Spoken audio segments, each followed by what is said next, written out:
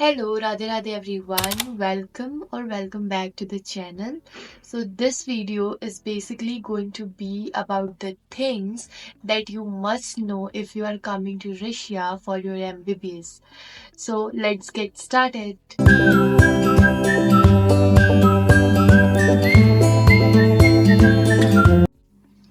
Okay, so the very first thing that you should know is कि यहाँ पे जो MBBS होती है वो 6 years की होती है। जैसे हमारे इंडिया में जो MBBS होती है वो 5.5 years की होती है।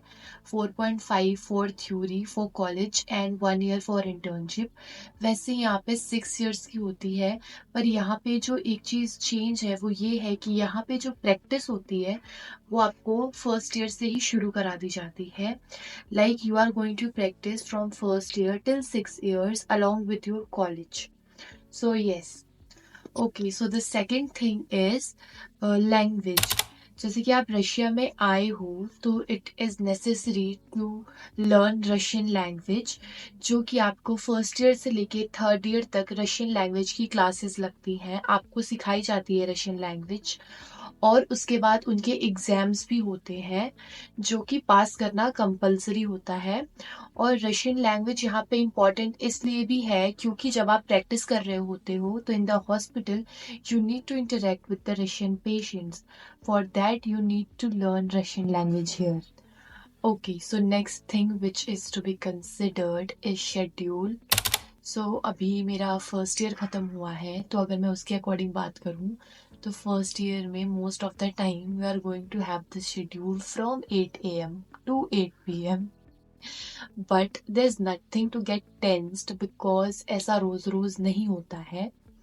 और हाँ, ऐसा फर्स्ट ईयर में ही होता है मोस्ट ऑफ द टाइम्स। बाकी जैसे जैसे आपके ईयर्स बढ़ते जाते हैं आपके कॉलेज में टाइम थोड़ा कम ही लगता है। So yes, a schedule is a thing to be consider.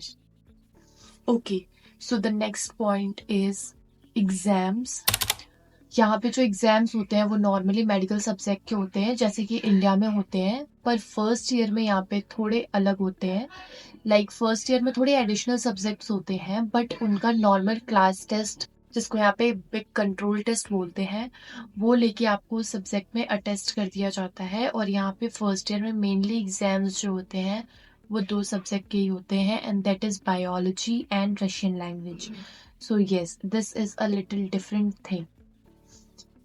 Talking about the next point is, यहाँ पे आपको अलॉन्ग विद रशियन लैंग्वेज एक और लैंग्वेज पढ़ाई जाती है and that is Latin language.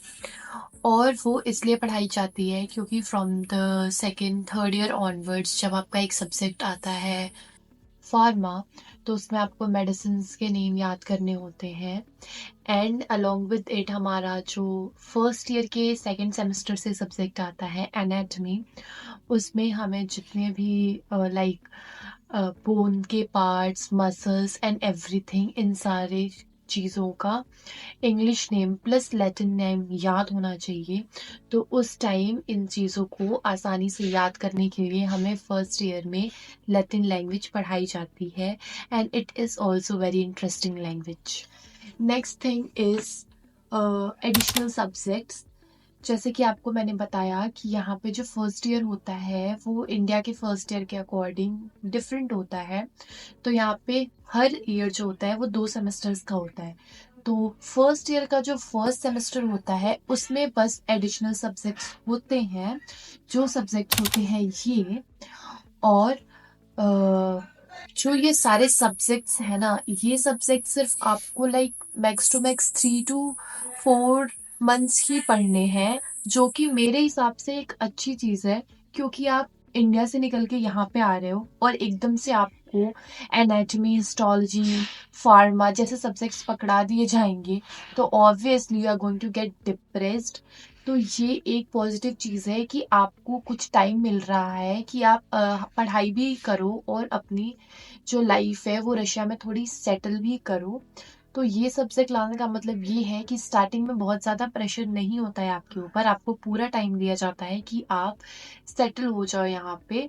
और उसके बाद से from the second semester of the first year शुरू होती है आपकी असली मेडिकल की पढ़ाई और आपके सब्जेक्ट्स आते हैं एनाटमी, हिस्टोलॉजी एंड उसके बाद बाकी सारे सब्जेक्ट्स आते हैं। तो this is a positive thing I think. Okay, so the next point are procedures. Yes, first year में जब आप यहाँ पे आते हो तो आपको बहुत सारे प्रोसीजर्स करने पड़ते हैं। बहुत सारे includes like your visa extension, यहाँ पे आने के बाद आपको ग्रीन कार्ड बनवाना होता है, your medical checkups of the university और योर वैक्सीनेशन। ऑल दो इन सब में आपकी classes skip most of the time नहीं होते हैं क्योंकि आपको उसका टाइम दिया जाता है।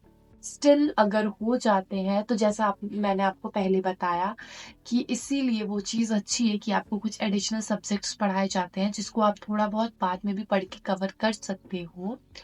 तो फर्स्ट ईयर में आने के बाद आपको ये सारे जो प्रोसीजर्स करने होते हैं उनके लिए आपको अपने डेली शेड्यूल में से ही टाइम निकालना होता है। एंड सम टाइम्स आपको क्लासेस स्किप करनी पड़ती है, but most of the time आपको यूनिवर्सिटी उसकी परमिशन देती है, तो आपका कोई भी रीवर्क नहीं लगता है। ओके, सो अभी मैंने बात की रीवर्क की, तो जिससे हमको पता चलता है कि यहाँ पे शायद अटेंडेंस का कुछ तो है।